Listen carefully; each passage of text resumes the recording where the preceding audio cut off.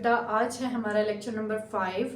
Again एक छोटा सा टॉपिक है रिलेटिव एटॉमिक मास। तो आइए शुरू करते हैं। Relative atomic mass, relative atomic mass short question आता है इसका। What is relative atomic mass? Short question, जो कोई एमसीक्यू होगा वो भी आपको बता दूंगी। चलें बेटा, मैस हमें पता है किसका? एटम का।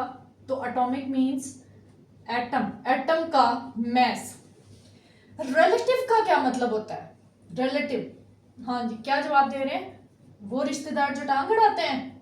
नहीं नहीं, ये वो रिलेटिव नहीं है बेटा, ये है एज कंपेयर्ड। एज कंपेयर्ड, किसी चीज से मवाजना करना, किसी चीज से मवाजना करना, ये है रिलेटिव।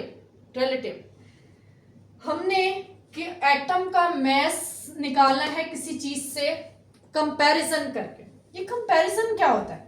कंपैरिजन, इसको मैं एक बहुत छोटी सी एग्जांपल के साथ आपको समझाती हूँ। बेटा ये सिर्फ समझाने के लिए है। तो आए हम सब सब्जी लेने चलते हैं। सब्जी लेने चलें चलें, आए सब्जी लेने चलते हैं। हम शॉप पर आ चुके हैं और शॉप पर आकर हमने शॉपकीपर को कहा कि हमें 1 किलो पोटैटोज, आलू दे दे। उसने कहा अच्छा। उसने एक शॉपर पकड़ा और उसमें 5 आलू डाल के हमें पकड़ा दिए कि ये ले 1 केजी आलू, 1 केजी पोटैटो। क्या ऐसा होता है? नहीं बेटा, ऐसा नहीं होता। उसे क्या पता वो 5 जो पोटैटोज हैं वो 1 केजी हैं या उससे कम है या उससे ज्यादा है, उसे तो नहीं पता। तो वो क्या करता है? वो तराजू लेता है, बैलेंस, वेट बैलेंस। उसमें एक तरफ वो रखता है वेट, आपने ऐसा वेट देखा होगा जिस पर क्या लिखा होता है? 1 केजी। दूसरी तरफ वो डालना शुरू करता है पोटैटो। पोटैटो देखिएगा ध्यान से, कहीं सड़ा हुआ पोटैटो ना डाल दे।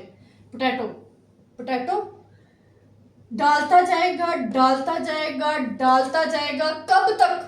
जब तक ये दोनों इक्वल नहीं हो जाते। तो उसने ये 4 पोटैटोज डाले, ये दोनों इक्वल हो गए। यहां पर उसने कहा ये लें जी 1 केजी पोटैटो। बेटा ये क्या हमने किया है? ये हमने कंपैरिजन किया है। क्या हमें पोटैटोज का पहले से वेट मैस पता था? नहीं पता था। हमने क्या किया? हमने एक ऐसी चीज ली जिसका हमें पहले से मैस पता है, नॉन है। उसे हम कह देते हैं स्टैंडर्ड। जिसका हमें पता है उसे हम एक तरफ रख लेते हैं। दूसरी तरफ हम वो चीज रखते हैं जिसका हमें मैस पता नहीं है और टू बी फाइंड, जिसे हमने फाइंड करना है। इस तरह से पोटैटोस का पता नहीं था, स्टैंडर्ड के साथ कंपैरिजन करके 1 केजी पोटैटो। अब हम कह सकते हैं कि ये जो पोटैटो हम लेकर आए हैं ये 1 केजी है। ठीक है। इसी तरह बेटा एटम का मैस किया गया। एटम इतना छोटा होता है, हम उसका मैस डायरेक्टली हर किसी का फाइंड नहीं कर सकते थे। फिर पहले क्या किया गया? कोई एक स्टैंडर्ड बनाया गया और उस स्टैंडर्ड के बाद उससे कंपैरिजन करके हर एटम का मैस फाइंड किया गया। सिर्फ ये अगली बात मैं समझाने के लिए आपको बता रही हूं, ऐसा नहीं होता है, लेकिन मैं सिर्फ समझाने के लिए। फिर से मैंने एक वेट बैलेंस बना लिया। मैंने इस बार कोई एटम ले लिया है, कार्बन 12, कार्बन 12, कार्बन 12। दूसरी तरफ मैंने रख लिया कि मुझे मैस फाइंड करना है मैग्नीशियम का, मुझे नहीं पता। इस बार मैंने स्टैंडर्ड किसको बना लिया? कार्बन 12 को स्टैंडर्ड बना लिया और मैग्नीशियम का मैस हम फाइंड कर रहे हैं। जब हमने इन दोनों को कंपेयर किया, कंपैरिजन किया दोनों के वेट का, तो पता चला magnesium is 2 times heavier, magnesium is 2 times heavier. So magnesium का वेट कितना आ गया? सो मैग्नीशियम का वेट आया 24, डबल ऑफ दी कार्बन। इसी तरह अगर मैंने हाइड्रोजन रखा तो हाइड्रोजन को कहूंगी वो 12 times लेस है। मैंने हाइड्रोजन रख दिया और हाइड्रोजन के बारे में कहा 12 times लेस है, लेस है। इट मीन्स हाइड्रोजन का वेट कितना हुआ? 1। और जब हमने फाइंड किया बाद में पता चला 1.008 ही था। इसी तरह बहुत सारे एटम्स का कंपैरिजन किया कार्बन 12 स्टैंडर्ड के साथ, तो हमें एक हर एटम का मास मिल गया। बेटा ये जो 24 या 1.008 आया है, जरा गौर करें ये किसका मास है? हाइड्रोजन का। हाइड्रोजन क्या है? एक एटम। एटम किसका होता है? एलिमेंट का, एलिमेंट का। स्टेप्स जरा गौर करें, ये मास है किसका? Atom of an element. इसको किसके साथ, इसको क्या किया? कंपेयर किया। देखिए फर्स्ट नंबर पर मास, दूसरे नंबर पर ऑफ एन एटम, तीसरे नंबर पर ऑफ एन एलिमेंट, चौथे नंबर पर as compare to, as compare to. 12 क्या है? मास है। किसका मास है? एटम का। एटम कौन सा? Carbon atom. तो यूं डेफिनेशन कंप्लीट हो। मेरे साथ साथ बोले जरा, मास of an atom of an element as compared to the mass of an atom of carbon, जो कौन सी कार्बन है? 12। क्योंकि बेटा कार्बन 13 भी होती है, कार्बन 14 भी होती है। हमने कौन सी कार्बन को स्टैंडर्ड लिया? कार्बन 12 को स्टैंडर्ड लिया। तो हमने कार्बन 12 ही क्यों स्टैंडर्ड लिया? Y carbon 12? कार्बन 12 को ही स्टैंडर्ड क्यों लिया? क्वेश्चन अराइज होता है। कार्बन 12 को इसलिए स्टैंडर्ड लिया, 2 वजह थी बेटा।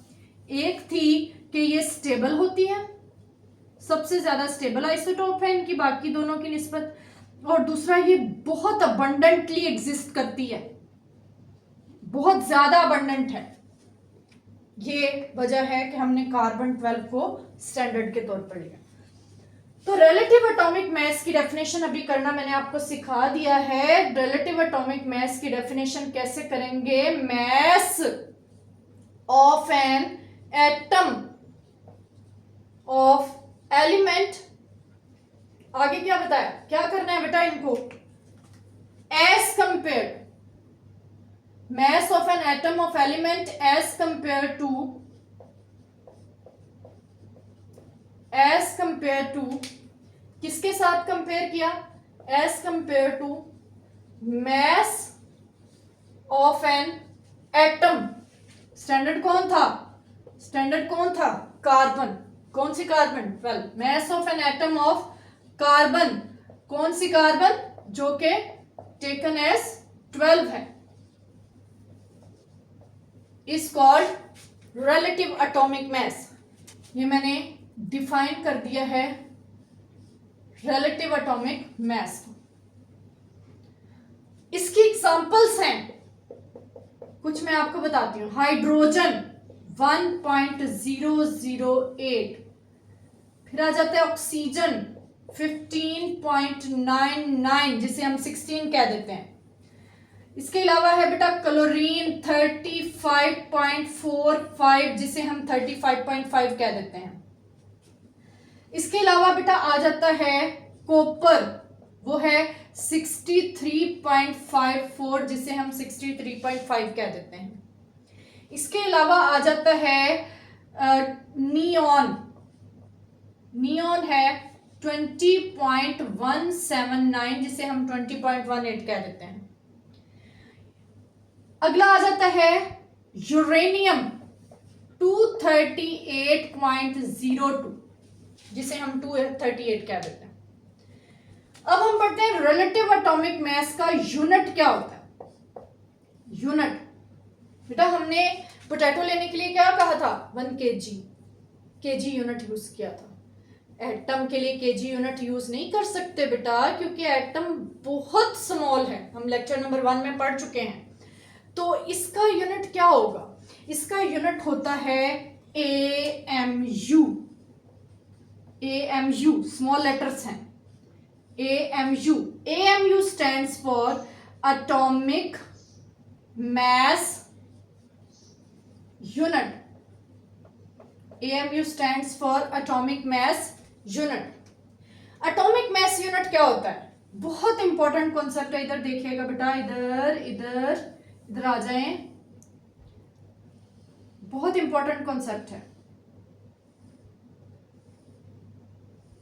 ये कितने पार्ट्स हैं, 12। तो आपको पता है ये किसकी बात कर रहे हैं, कार्बन की। ये बेटा कार्बन 12। अगर मैं आपसे पूछ लूं कि ये जो मैंने पार्ट शेडेड किया है ये कितना हिस्सा है कार्बन 12 का, तो क्या जवाब देंगे, 1? नहीं, गलत है। आपने बचपन में मैथमेटिक्स में एक क्वेश्चन पढ़ा हुआ है, ऐसे एक फिगर बनाई होती थी और कहा जाता था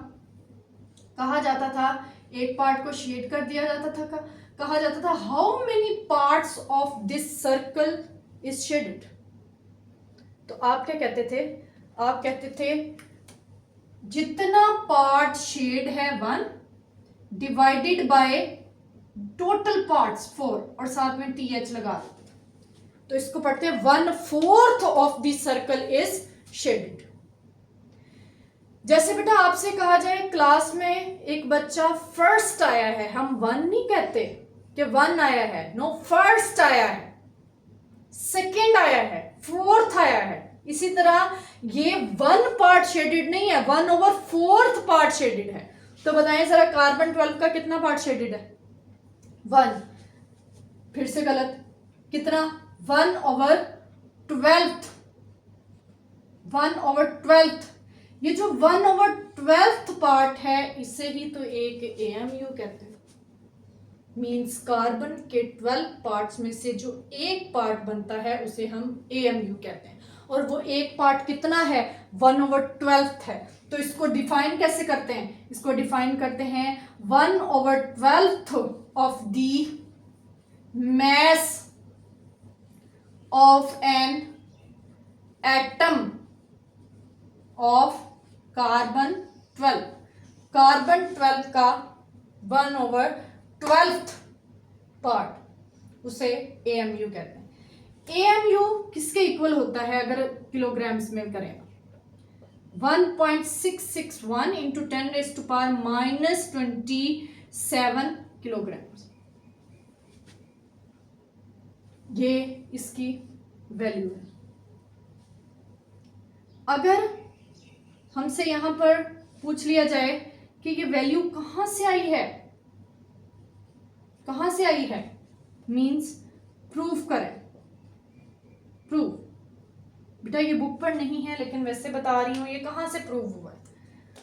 प्रूव हुआ है कि ये जो कार्बन 12 होता है इसमें कितने एटम्स होते हैं, 1 मोल, जो अगला हमारा टॉपिक आएगा कुछ दिन के बाद, 6.02 एटम्स ऑफ कार्बन।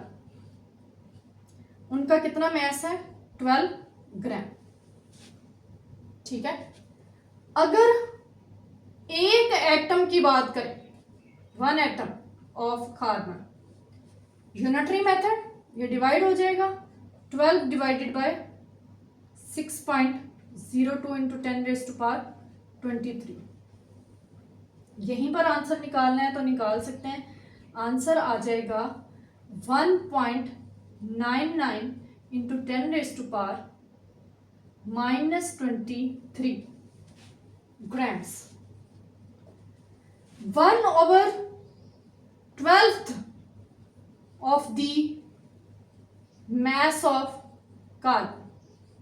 कार्बन के 1/12 पार्ट का क्या होगा, 1.99 99 इंटू 10⁻⁻³ डिवाइडेड बाय 12, तो आंसर आ जाएगा 1.661 इंटू 10⁻⁻24 ग्राम्स। हमने तो ऊपर -27 लिखा था, तो बेटा यहाँ से नोट कर लें, अगर ये 10⁻⁻24 होगा तो ग्राम्स में होगा, और अगर 10⁻⁻23 होगा तो मिलीग्राम्स में होगा। सिर्फ प्रीफिक्स चेंज किए, ठीक है। ओके बेटा, ये हमारा एक छोटा सा टॉपिक था। हंसते रहें, मुस्कुराते रहें, खुश रहें, पढ़ाई करते रहें। अल्लाह हाफिज।